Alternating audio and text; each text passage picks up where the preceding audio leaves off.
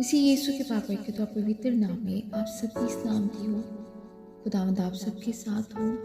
खुदावंद आप सबको बरकत दे।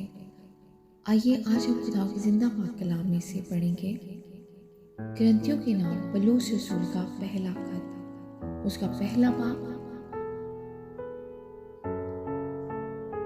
बल्कि खुदा ने दुनिया के बेवकूफों को चुन लिया कि हकीमों को शर्मिंदा करे, और खुदा ने दुनिया के कमजोरों को चुन लिया कि जोरावरों को शर्मिंदा करे।